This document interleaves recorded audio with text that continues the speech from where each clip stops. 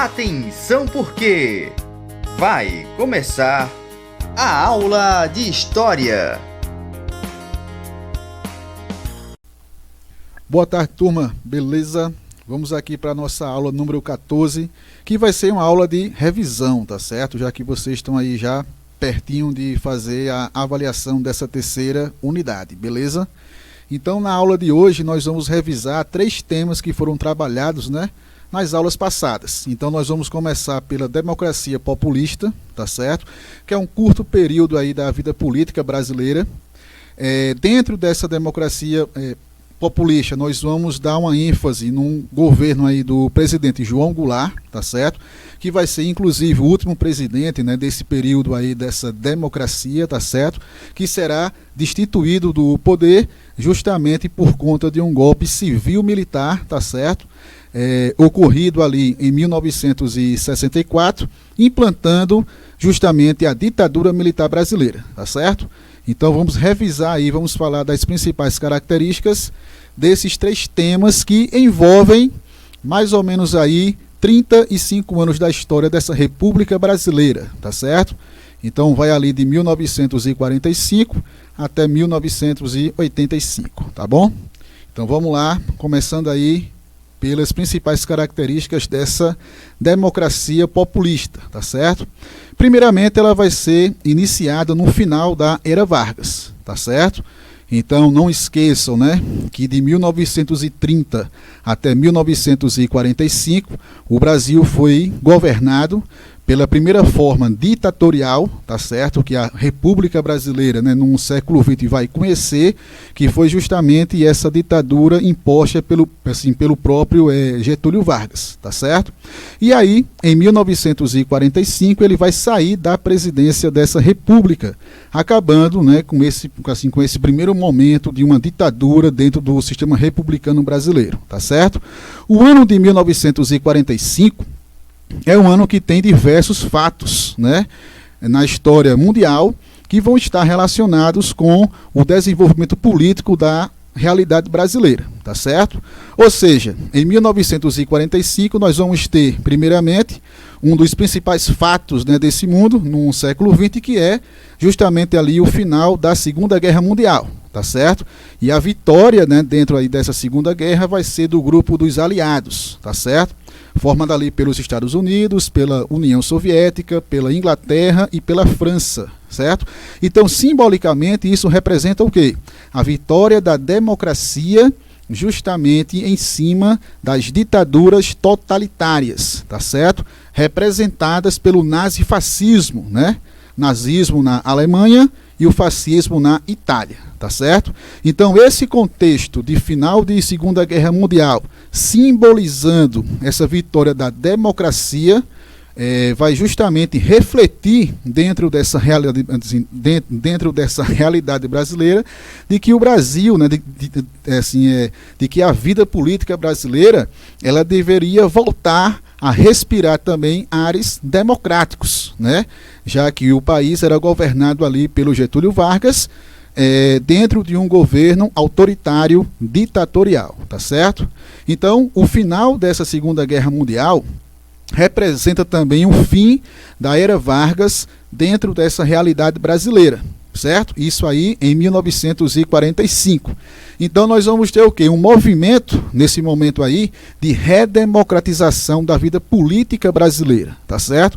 E essa redemocratização, essa volta para a democracia, é o que nós chamamos de populismo, que vai de 1945 até 1964, quando o Brasil, a República Brasileira, vai conhecer mais um período ditatorial de sua história, agora com os militares, tá certo? Então nós vamos ter aí essas pressões externas, internas, tá certo? Para que o Brasil, a partir aí de 1945, volte justamente a ser governado por um sistema democrático, tá certo? E aí, nesse contexto, nós vamos ter essa abertura partidária, Ou seja, a abertura partidária está diretamente relacionada a esse processo de redemocratização, tá certo? Até porque dentro de ditaduras, tá certo? Partidos políticos praticamente eles não existem. E quando existem, são controlados justamente pela figura do ditador, tá certo? Então, dentro aí dessa redemocratização desse Brasil, no finalzinho aí dessa era Vargas, nós vamos ter como sendo aí um dos principais pontos desse processo, tá certo? Justamente essa reabertura partidária. E aí nós vamos ter, durante esse período de democracia, tá certo? Que temos aí 19 anos, né, de 45 até 64, nós vamos ter a atuação de 5 partidos políticos dentro da vida partidária brasileira, tá certo? Que vai ser a UDN, a União Democrática Nacional, beleza? O PTB, que é o Partido Trabalhista Brasileiro, PSD, que é o Partido Social Democrata, e o PCB, que é o Partido Comunista Brasileiro. Então, nesse momento dessa democracia populista, tá certo? A vida partidária, ela vai se desenvolver, ela vai se desenrolar justamente com a atuação desses 5 partidos políticos dentro aí dessa conjuntura da República Democrática Brasileira, tá certo? E outro fato também importante é que em 1946 nós vamos ter justamente a promulgação de uma nova Constituição para o nosso país. Ou seja, uma Constituição que vai prezar, que vai defender justamente aí os princípios democráticos, tá certo? Então, dentro desse período, nós vamos ter a eleição, tá certo? De 5 presidentes, tá certo? Que serão eleitos aí pelo voto popular. Então nós vamos ter o Eurico Gaspar Dutra, que vai ser o primeiro, tá certo? Depois nós vamos ter o retorno de Getúlio Vargas, né, para a presidência do país, só que dessa vez eleito pela população brasileira. Então aí você vai ter um processo legal, legítimo de eleição, de voto, tá certo? E aí novamente ele se torna presidente desse nosso país. E é justamente nessa fase que ele comete, né, o suicídio no final do seu mandato, tá certo? Depois teremos a eleição de Juscelino Kubitschek, tá certo? O famoso JK, e vai implantar, né, aquilo que nós chamamos de desenvolvimentismo na política econômica desse nosso Brasil, pegando ali a década de 50, beleza? Também vai ser durante o governo dele que nós vamos ter a construção de Brasília, né, que passa a ser a capital federal desse nosso país, como é até os dias atuais. E depois teremos a eleição de Jânio Quadros, tá certo? Que ele renuncia, ele passa menos de um ano no governo, tá certo? Ele vai renunciar e aí quem assume, né, no caso, quando um presidente ele não tem condições de continuar no seu mandato, ou então quando ele renuncia, né, pela Constituição, automaticamente, quem assume a presidência é o vice-presidente. E o vice-presidente era o João Goulart, tá certo? Eleito também pela população brasileira, porque nesse momento aí você tem uma pequena diferença num processo eleitoral. Nós tínhamos, tá certo, dentro aí dessa democracia populista, 2 eleições. Uma que iria eleger o presidente e uma outra que iria eleger o vice-presidente, tá certo? Então, tanto o Jânio Quadros ele foi eleito, e foi eleito com uma grande porcentagem de votos, tá certo? Como também o próprio João Goulart. Vai ter também esse processo aí de eleições para a escolha do vice-presidente da República, né? O que é diferente dos dias atuais, né? Que quando um presidente ele é eleito, automaticamente ele já elege também o seu vice-presidente, né? É uma chapa única, tá certo? Nesse momento aí eram 2 chapas. Então poderia acontecer de que um presidente eleito tivesse um vice-presidente também eleito de oposição. E foi justamente o que aconteceu nessa eleição aí de Jânio Quadros. O Jânio Quadros ele foi eleito pela UDN, tá certo?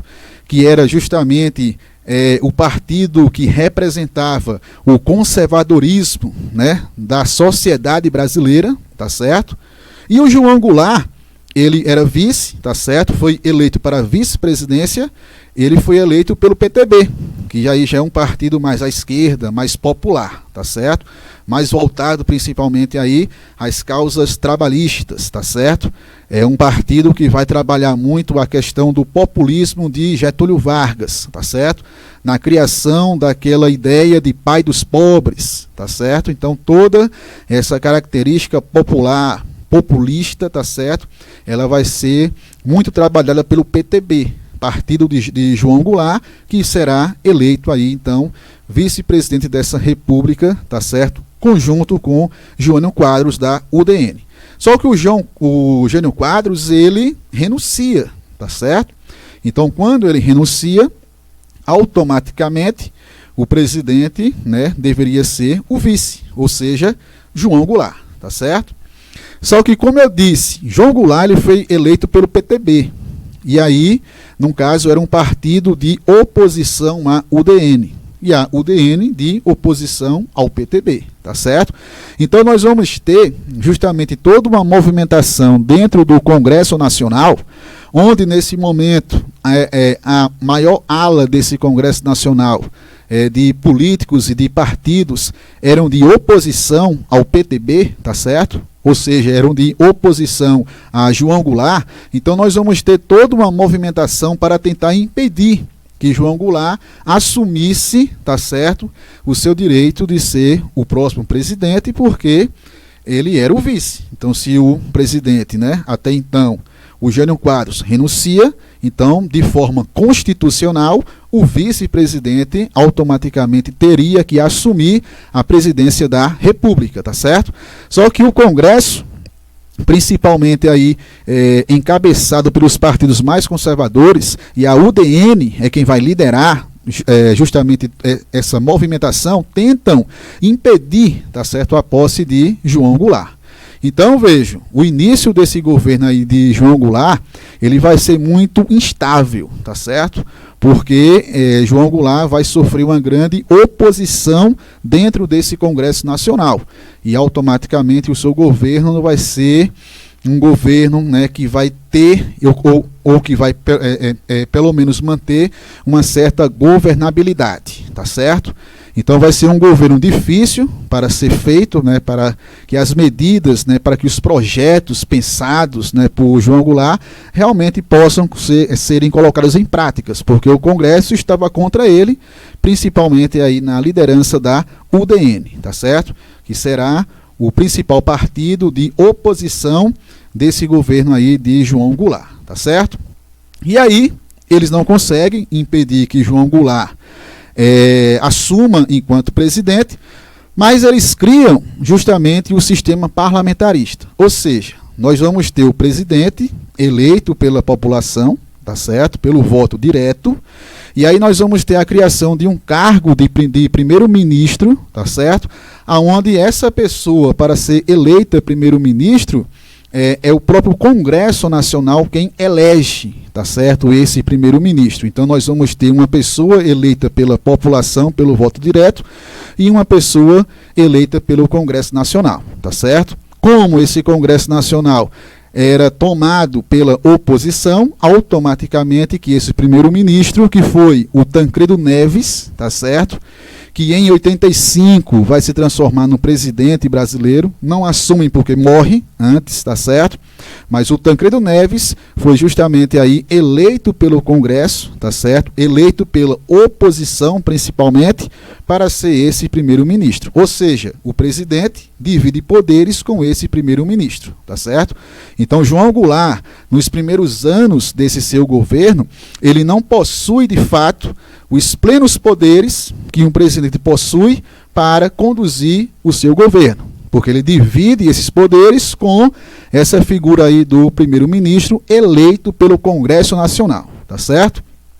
Só que dentro da criação desse parlamentarismo, cria-se também uma data para que ocorra um plebiscito, ou seja, uma consulta popular para que a população vote e escolha qual sistema, né, iria vigorar dentro dessa nossa república, se seria o presidencialismo ou o parlamentarismo, tá certo?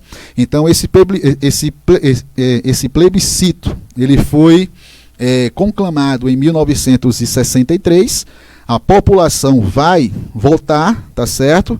E aí o lado vencedor, né, foi justamente o presidencialismo, tá certo? Então a população aí em 1963 vai justamente eleger o presidencialismo como sendo o sistema, né, de poder que conduz essa República Brasileira, tá certo? E aí João Goulart, a partir de 1963, de fato ele se torna presidente com plenos poderes para conduzir o seu governo, tá certo? E como eu disse, né, era um governo, eram propostas, tá certo? Principalmente ali propostas partidárias que eram mais populares, que estava mais vinculado com a causa trabalhista, tá certo? Com as camadas mais populares dessa nossa sociedade, tá certo? Enquanto que a oposição, ela vai defender mais a causa dos empresários, né, dos grandes proprietários rurais, tá certo? Ou seja, era uma oposição formada para representar muito mais os interesses das elites brasileiras, tá certo? Dos grupos mais conservadores e mais ricos do que de fato aquela população mais carente, tá certo? Então, dentro aí dos projetos, né, das medidas tomadas por João Goulart, quando ele assume com plenos poderes em 1963, foi justamente implementar reformas, né, primeiramente, ou seja, mudanças dentro da estrutura política, social, econômica desse nosso país, que beneficiasse justamente as camadas mais populares, principalmente aí a classe dos trabalhadores, tá certo? E o PTB é o Partido Trabalhista, tá certo? Então, essas propostas de mudanças, de reformas, são justamente as reformas de base, beleza? E aí os principais pontos dessas reformas eram uma reforma política, tributária, educacional, tá certo? Mas principalmente uma reforma agrária, tá certo? Ou seja, uma política de melhor distribuição, né, da propriedade da terra para os camponeses brasileiros, tá certo? E também aí uma política de controlar as remessas de lucros, tá certo, das empresas multinacionais que estavam aqui estabelecidas em nosso país. E quando você fala de multinacional na década de 60, principalmente empresas norte-americanas, tá certo? Então, dentro dos conjuntos, né, assim, dessas reformas de base, tá certo? O principal ponto que será mais criticado por essa oposição conservadora foi em relação à reforma agrária, tá certo? E também nessa tentativa de controlar os lucros assim, dessas empresas multinacionais que estavam aqui estabelecidas em nosso país. Então, essas reformas, essas propostas vão gerar justamente muitas críticas a esse governo de João Goulart, tá certo? E uma coisa que vocês não devem esquecer. Esse momento aí é o momento pós-Segunda Guerra Mundial, tá certo? Com o final dessa Segunda Guerra Mundial, nós vamos ter o quê? Que o mundo, né, e automaticamente o Brasil, vai se inserir em um momento de disputas ideológicas entre dois modelos econômicos, ou seja, entre o capitalismo e o socialismo, tá certo?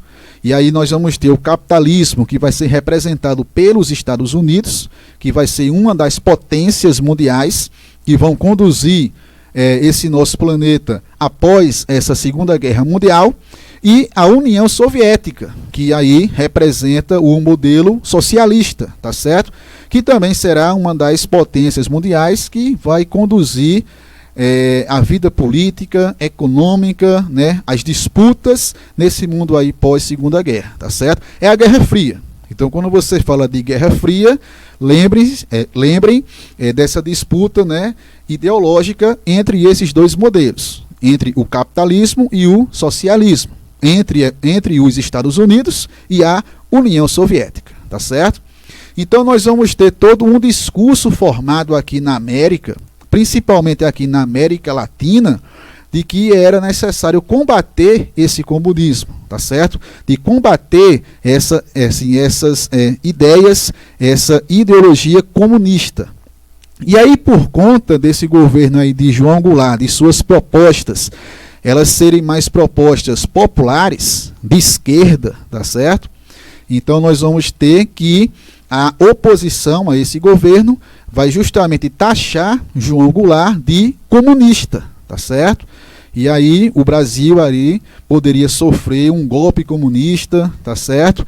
Então, em nome desse combate ao comunismo, a oposição, né, a classe mais conservadora, as elites brasileiras, elas vão justamente aumentar essa oposição, aumentar as críticas justamente em cima desse governo aí de João Goulart, tá certo?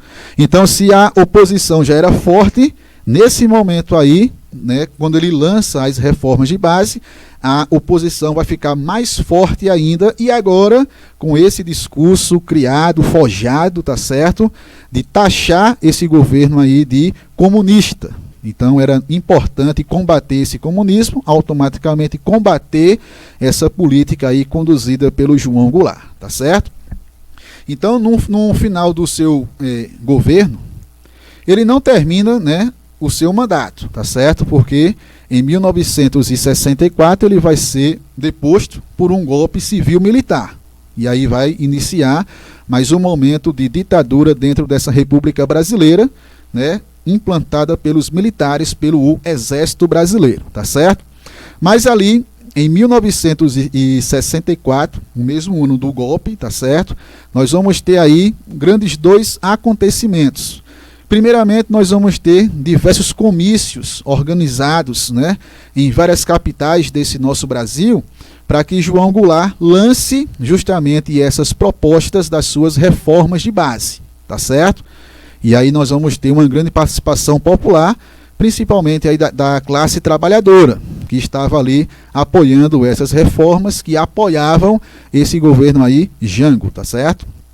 Jango é a forma popular de chamar esse governo aí de João Goulart, beleza? E por outro lado, nós vamos ter também aí uma movimentação das elites brasileiras, tá certo? Dos grupos mais conservadores, justamente indo para as ruas também, né, promovendo aí passeatas, protestos contra João Goulart, contra Jango, tá certo? Justamente taxando ele de comunista e que era necessário retirá-lo da presidência para que o Brasil não virasse, né, não viesse a ser um país comunista, tá certo? E aí nós vamos ter como principal movimento dessa oposição, dessa classe conservadora, das elites brasileiras, a Marcha da Família com Deus pela Liberdade, tá certo? E essa liberdade seria justamente salvar o nosso país dessa ameaça comunista, né, que foi aí criada, é uma falsa ameaça comunista, porque Jango não era comunista e nem o seu governo tinha essas pretensões de implantar o comunismo dentro dessa realidade brasileira, tá certo? Mas se usa esse discurso para justamente aumentar a oposição, para mobilizar, né, os grupos mais conservadores da nossa sociedade, para justamente derrubar Jango da presidência.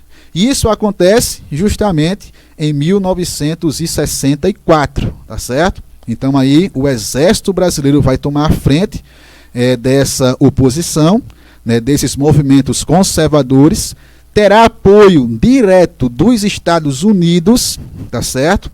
A maioria não, todos os países da América Latina serão influenciados pela política dos Estados Unidos, tá certo? Então essa implantação da ditadura militar, esse golpe aí que vai ser realizado em 1964 pelos militares brasileiros, terá apoio, terá financiamento justamente dos Estados Unidos. Então nós vamos ter os Estados Unidos, o Exército Brasileiro, tá certo? Principalmente, né, as altas patentes desse exército, e os grupos mais conservadores, todos apoiando justamente o exército, para que eles retirassem João Goulart da presidência, dessem um golpe de Estado, implantando aí justamente uma ditadura. E foi justamente isso que aconteceu, tá certo? Então, em 1964, João Goulart cai por conta de um golpe de Estado, e aí o Brasil vai voltar a viver novamente um sistema ditatorial que vai durar 21 anos. Então, de 1964 até 1985, nós vamos ter aí a ditadura militar brasileira, tá certo? Então, veja, as principais características dessa ditadura militar é justamente um governo altamente autoritário, tá certo? Então, toda ditadura, ela é baseada num autoritarismo. Beleza? Então nós vamos ter o quê?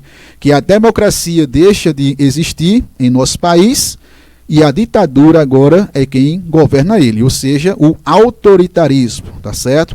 Um governo que é muito mais fechado e muito mais violento, né, contra a própria população brasileira, certo?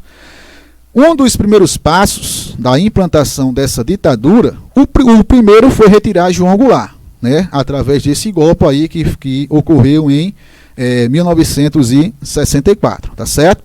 Um segundo momento foi justamente legitimar, tornar legal, tá certo, essa ditadura militar dentro da estrutura política brasileira. Então, os decretos, tá certo, que serão realizados, né? Decretos políticos, tá certo? Medidas políticas, tá certo? Que serão realizadas para legalizar, para tornar legal, né, essa ditadura, foram os atos institucionais, tá certo? E os 5 primeiros foram os mais importantes. AI-1, o AI-2, AI-3, AI-4, AI-5, tá certo? Ato institucional. Através desses atos, os militares, eles vão justamente aumentando o poder do presidente da República, tá certo?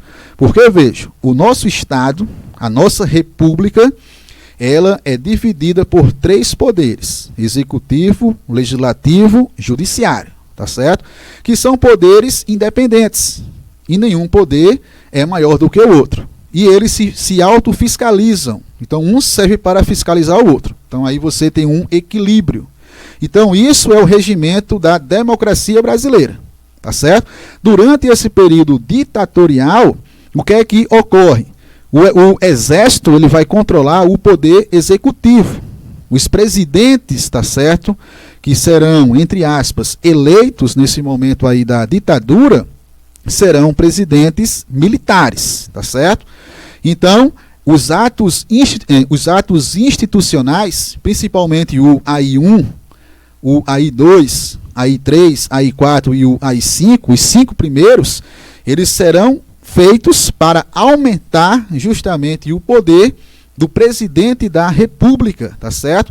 Para que ele passe a ter mais poderes do que o legislativo e do que o próprio judiciário, tá certo?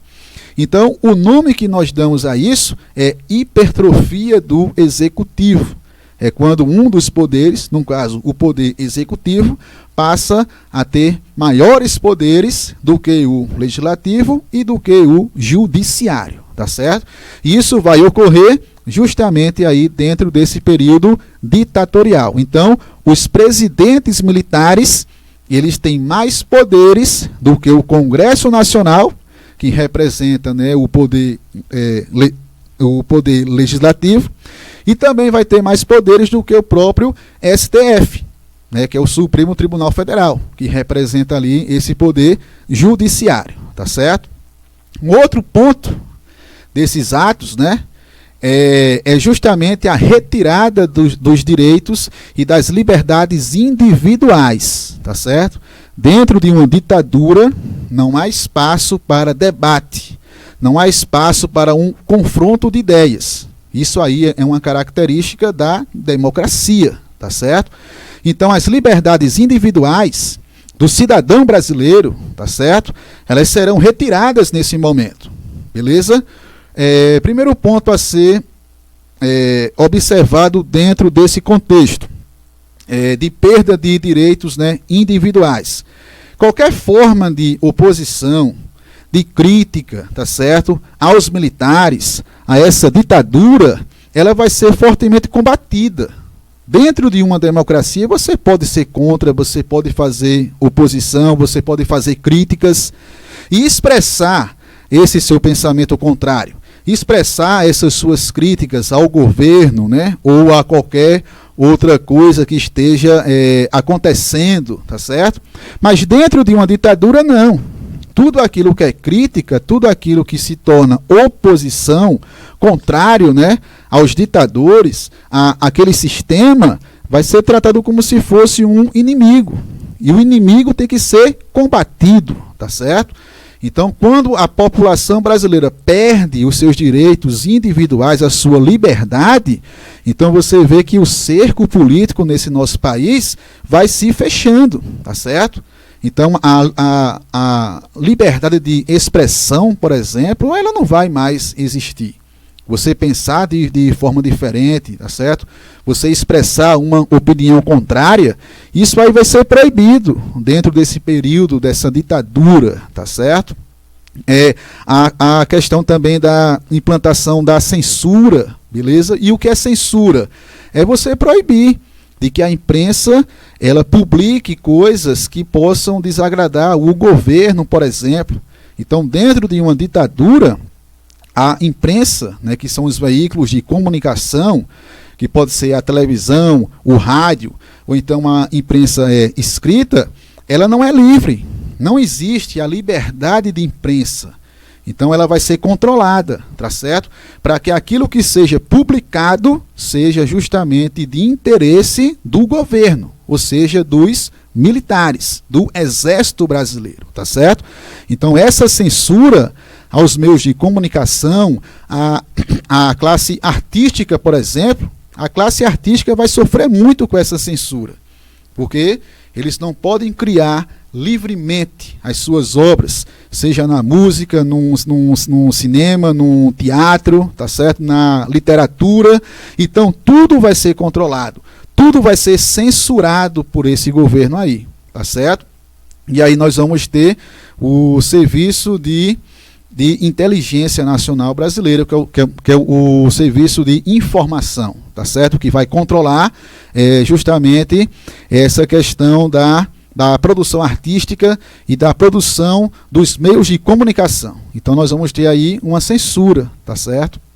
Então muitos direitos que são característicos, né, do sistema democrático, que é o que nós vivemos hoje, foram retirados. Eles não existiam, né, durante aí esse período dessa ditadura militar brasileira, tá certo?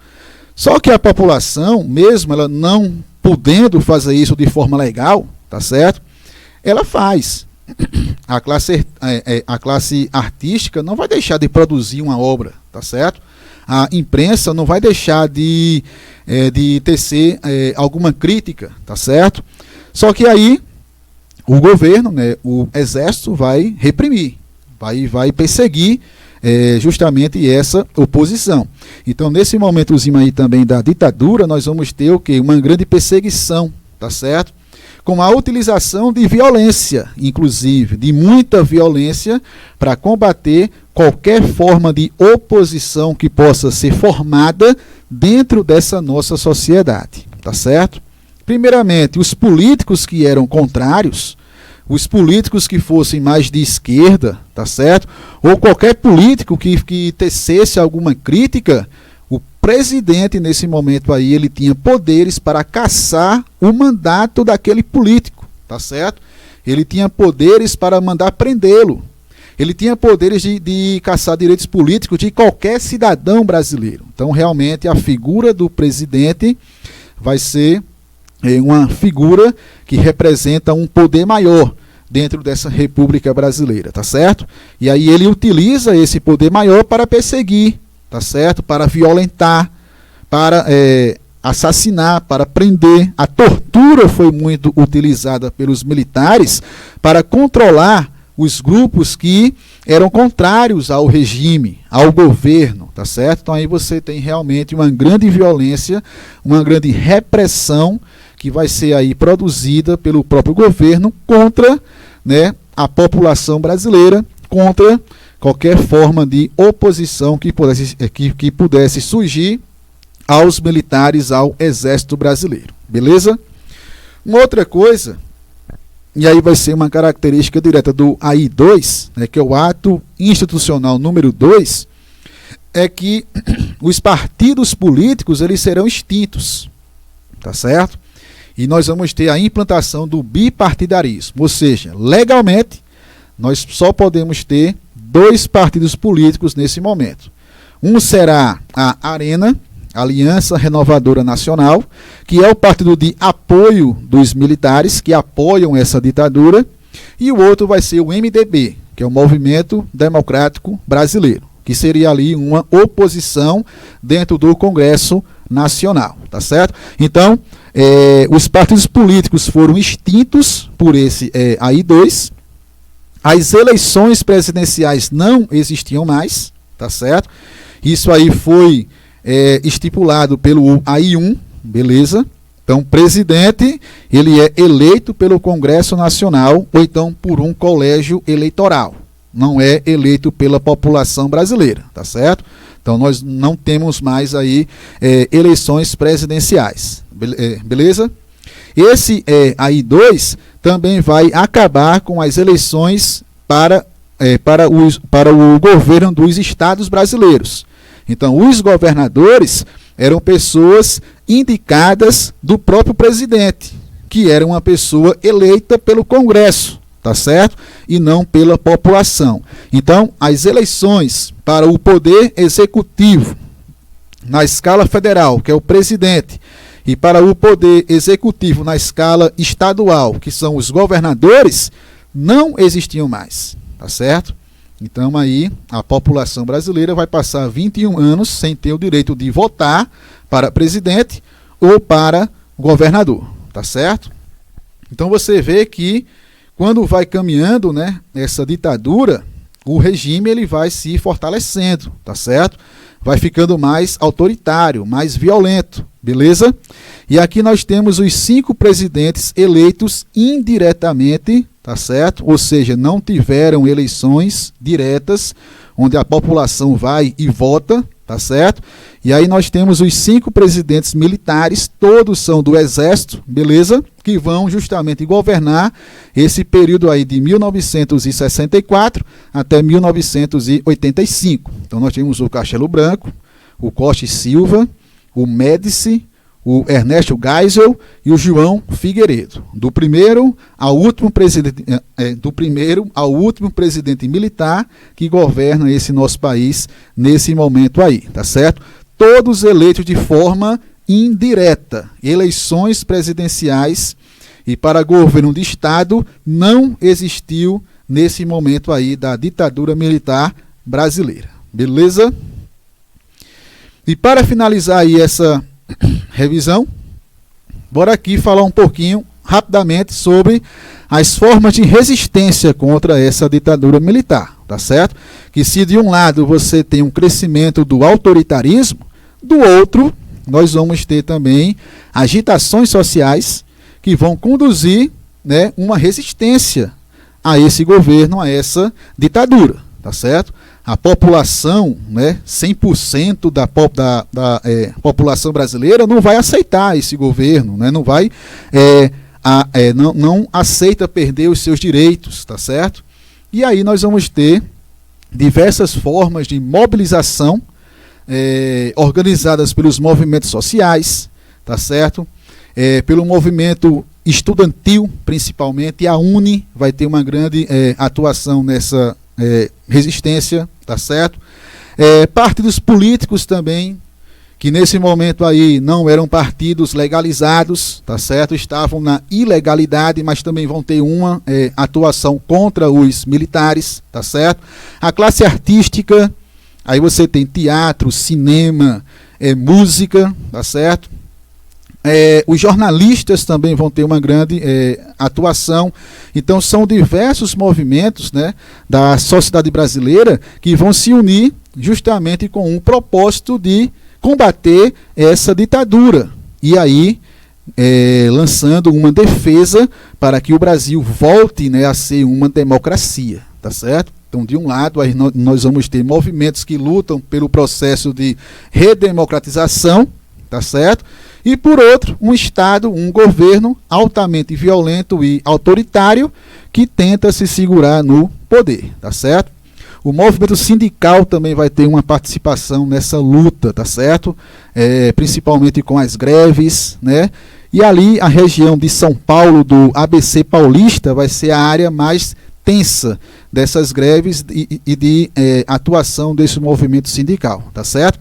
Então, diversos grupos da sociedade brasileira vão se organizar justamente para lutar pela democracia e combater esse autoritarismo, combater essa ditadura aí imposta pelos militares dentro dessa realidade brasileira, tá certo? E a luta pela democracia é justamente uma luta pela liberdade individual de expressão, tá certo? É um combate à censura, né, dos veículos de comunicação, da criação artística, beleza? Então nós temos aí também diversas resistências que vão conduzir essa luta contra a ditadura militar. Logicamente que esses grupos eles vão sofrer também repressão, muita violência. Muitos morreram, tá certo? Muitos foram presos, muitos foram torturados, tá certo? Morreram nos porões da ditadura militar, tá certo? Inclusive, muitas pessoas que desapareceram, que foram mortas nesse período aí pelos militares brasileiros, até hoje, muitos deles, as famílias, né, não encontraram os seus corpos, tá certo? Não tiveram aí o direito de enterrar os seus entes queridos, porque os militares sumiram, né, incineraram esses corpos aí, né, que foram mortos e tal, justamente por essa perseguição, tá certo, violenta que os militares vão exercer a grupos de oposição, tá certo? A grupos que se opõem a esse governo. Então, é um momento aí da história brasileira que é muito delicado, tá certo? Em que o Estado, em que o Exército, né, que conduziu esse Estado brasileiro, vai justamente aí ter essas ações de violência, tá certo? De mortes, de assassinatos, tá certo? Justamente em grupos que faziam críticas ou se opunham aos militares, tá certo? E muitos também fugiram, né? Para não ser preso, para não ser morto, foram para o exílio, tá certo? Então muitas pessoas também, políticos, jornalistas, artistas de uma forma geral, passaram a viver em outros países, tá certo? Fugindo aqui também, né, dessa perseguição dos militares. Beleza? Então fizemos aqui um resumão, tá certo? De temas que vão cair nessa terceira avaliação aí que vocês vão realizá-la. E é isso. Espero que vocês tenham gostado aí dessa revisão, que ela ajude vocês a fazerem uma boa prova.